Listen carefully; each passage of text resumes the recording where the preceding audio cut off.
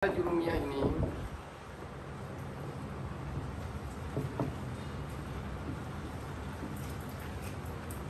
untuk kisahnya penulis bagaimana bisa dilihat di YouTube, banyak kisahnya beliau.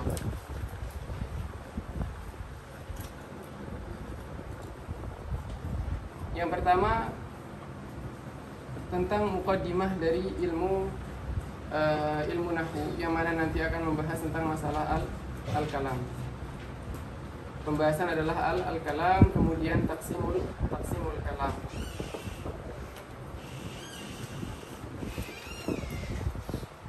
Taksimul kalam. Yang kedua akan berbicara tentang masalah i'rab. Jadi nanti akan berbicara i'rab wal bina, tapi binanya tidak dituliskan, hanya sebagai isyarat bahwa di sana ada al-bina. Ketika ada al-i'rab berarti ada al-bina. Kemudian setelah itu akan membahas tentang namanya babul af'al. Kemudian nanti setelah babul af'al kita akan di sana menemukan mansubat, bukan mansubat tetapi awamil nawasib atau amil nawasib. Jadi ada an-nawasib dan juga ada al-jawazim, yaitu amil-amil yang menjadikan fi'il mudhari' itu menjadi nasab ataupun jazm. Setelah itu baru kita masuk kepada babul asma. Nanti di isim itu pertama adalah membicarakan tentang al-marfu'at, babu marfu'atul. Kalau di sini ada babu berarti marfu'atul asma. Kemudian yang kelima ada mansubatul asma. Yang keenam terakhir adalah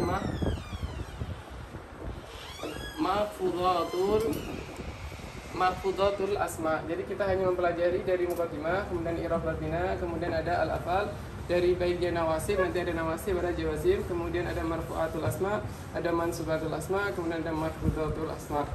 Sedikit saya berikan gambaran mengenai kitab ini sebelum kita mempelajarinya lebih jauh. Kenapa? Agar kita ada gambaran. Nah, sebelum ini coba, mungkin ada yang sudah sebelumnya mempelajari kitab Matan al-Jurumiyah, coba angkat tangan. Jadi kita bisa menyesuaikan nanti mustahab kita belajarnya di mana gitu. Coba Matan al-Jurumiyah. Paham? Mustahab pertama sudah mempelajari Matan al-Jurumiyah dan paham. Coba angkat tangan. Al-Ajrumiyah sudah, dengan syarahnya apa?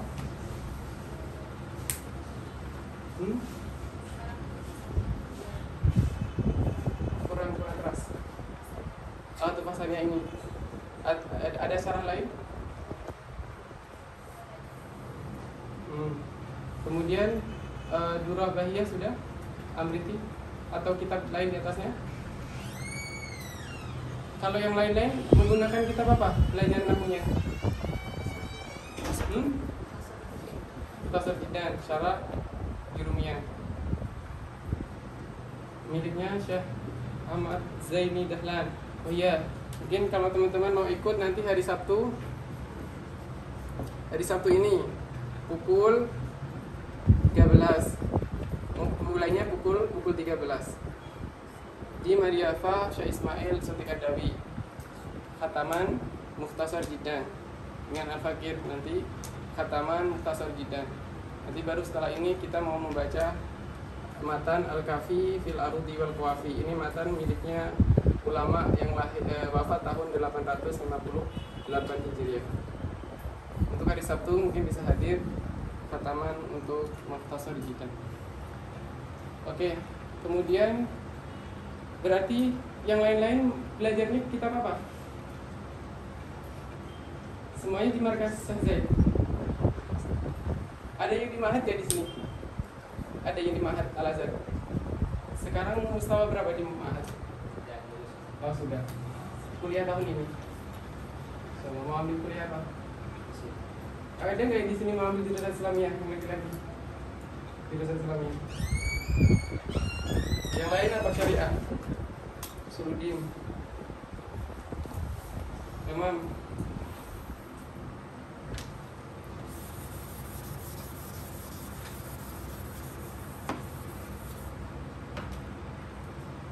Jadi yang pertama adalah kita mengerti tentang muqaddimah dari sebuah kitab ini. Jadi ilmu itu ada yang disebut dengan namanya. Jadi kalau kita membaca kitab itu ada, kita mengenal namanya muqaddimah, itu ada muqaddimah kitab, ada muqaddimatul ilm. Jadi kalau namanya muqaddimatul kitab berarti apa? Itu adalah perkataannya mu'alif mengatakan misalkan alhamdulillahirabbil alamin wassalatu wassalamu ala sayyidina Muhammadin ila akhirih amma ba'du. Fayaqulu al-abdu al-faqiru ila afi rabbih misalkan. Fa inna ilmal hadisi ilmun, misalkan tentang ilmun lahu syarafun adimun, misalkan lahu syarafun adimun bainal ulum. Maka ini yang disebut dengan namanya muqaddimahnya mu'alif. Jadi atau muqaddimatul kitab. Muqaddimatul kitab itu sama dengan muqaddimatul mu'alif.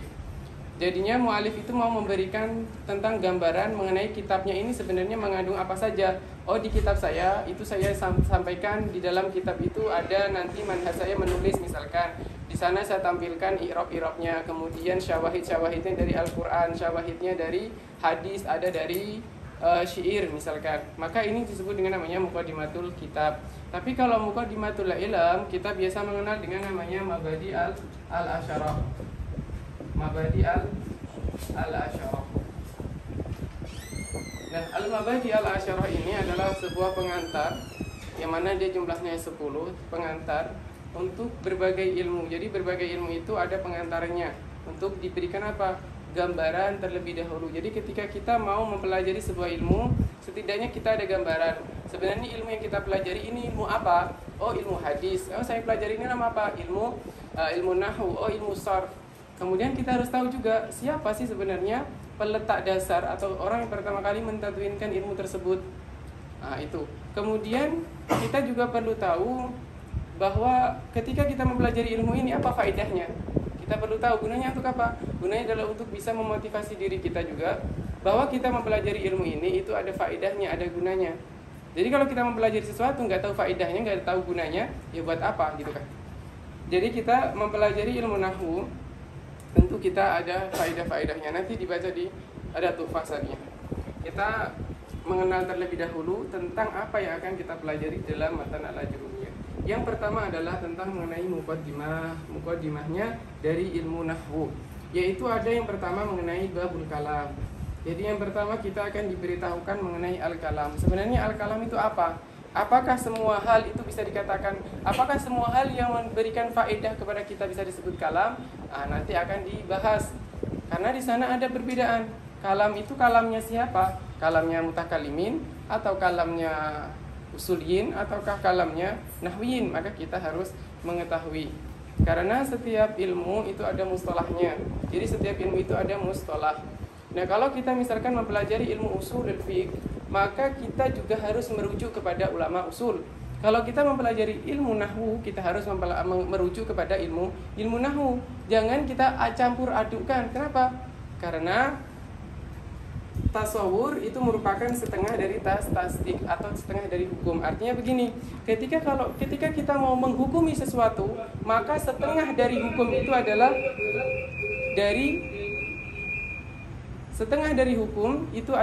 dari tasawur ataupun takrif. Misalkan ada pertanyaan,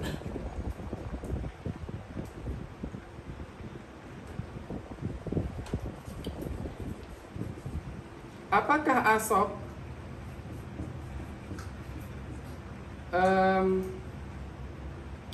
misalkan apakah asop itu haram? Misalkan apakah asop itu haram? Maka di sini harus kita memberikan tasawur, gambaran bahwasanya asap ini sebenarnya apa. Jangan langsung kemudian asap itu kayak mirip-mirip minuman-minuman barat gitu yang mengandung khamr, langsung kemudian dihukumi haram karena mirip-mirip. Tidak seperti itu. Harus diketahui bahwa ini itu apa takrifnya dan apa yang ada di dalam asap ini kandungannya. Apakah dia ada sesuatu yang menunjuk kepada haram ataukah tidak? Kalau sesuatu itu tidak ada hubungannya dengan yang haram, maka dia tidak dapat dihukumi sebagai haram. Ketika ada seseorang tanya tentang namanya adalah al-khobar, seseorang itu bertanya tentang masalah al-khobar. Ketika saya jalan di Al-Azhar, saya bertemu ulama di sini adalah misalkan Syekh Ahmad Ma'bid Abdul Karim, beliau seorang ulama hadis. Saya bertanya, ya Maulana, apa itu khobar? Mahwal khobar? Maka beliau sebagai ulama hadis tentu akan menjawab, al-khobar huwa muradiful hadis. Al-khobar itu muradifnya hadis. Apa itu hadis? Ma'udifa ila Nabi sallallahu alaihi wasallam min qaulin aw fi'lin aw takririn aw sifatin khilqiyatin aw khuluqiyatin hatal harakati wa sakanati fil yaqadati wal manam. Wa kadzalika ma'udifa ila sahabati wa tabi'in. Ini adalah khobar, muradif dari hadis. Kemudian saya jalan sedikit bertemu Syekh misalkan Muhammad Abu Musa, ulama balaghah, bertanya, ya Maulana, apa yang disebut dengan namanya khobar? Beliau akan menjawab, al-khobaru muqabilul insya. Khobar itu kebalikan dari insya. Kalau kalam itu ada kalam khobari, ada kalam insya'i. Kalau kalam khobari itu adalah ma yahtamilu sidqa wal kadhib lidatihi. Dia yang kalam yang mengandung sidik ataupun kadhib lidatihi, atau bisa dikatakan bahwa ini adalah kalam sidik atau kalam yang kadhib. Atau qailnya, orang yang berkata, bisa dikatakan bahwa dia kadhib ataupun sodik. Kemudian saya jalan sedikit, saya bertemu ulama nahwu, Syekhuna Muhammad Hasan Usman misalkan. Saya bertanya, ya Maulana, mahwal khobar? Pasti dalam zihniya beliau langsung muncul perkataan khobar. Khobar itu adalah pelengkapnya mubtada dalam jumlah ismiyah. Karena jumlah ismiyah itu ada mubtada, ada khobar, dan khobar itu marfu. Berarti khobar di sini pelengkapnya dari mubtada pada jumlah ismiyah. Kemudian saya jalan sedikit menemukan ada reporter wartawan bertanya, apa itu khobar? Yang jawab, al-khobaru huwa naba. Khobar itu adalah berita. Jadi dari sekian banyak yang saya tanya, nggak ada yang sepakat dalam satu mustalah. Kenapa? Karena berbeda satu dengan yang lainnya. Maka ini penting sekali bagi kita, terutama adalah sebagai thalibul azhar.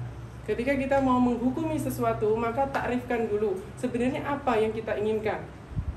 Orang bertanya khobar, maka kita harus tahu dulu khobar yang kau maksud, khobar siapa? Khobarnya wartawan, atau khobarnya balaghin, ataukah muhaddisin, ataukah nahwiin? Karena berbeda-beda. Begitu juga dengan satu, misal contoh mudah, bid'ah.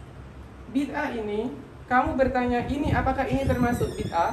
Maka hal yang pertama harus kita ketahui adalah mal muradu bil bid'ah. Apa yang dimaksud dengan bid'ah? Maka kita berjalan menuju ulama usul, bertanya amahwal bid'ah. Bertanya ulama fikih mahwal bid'ah. Bertanya ulama balaghah mahwal bid'ah. Kalau ada, kita bertanya ulama mutakallim mahwal bid'ah. Karena bid'ahnya indal mutakallimin berbeda tentu dengan bid'ahnya indal usuliyin atau indal fuqaha. Dan juga tentu berbeda dengan ulama lughah. Yang mana ulama lughah itu dengan mujam, dilihat, dicek. Oh, saya coba bukakan kitab Lisanul Arab. Lisanul Arab ini kan tersusun di dalamnya adalah kalam-kalam indal lughawi, bukan indal mustalah. Indal lughawi berarti dibuka di sini. Al-bid'ah, bid'ah itu apa? Oh, sesuatu yang baru. Itu indal lughawi. Tapi ketika indal muhaddisin, indal ini semuanya berbeda. Jadi ketika menghukum sesuatu tentu kita harus mengetahui takrif itu.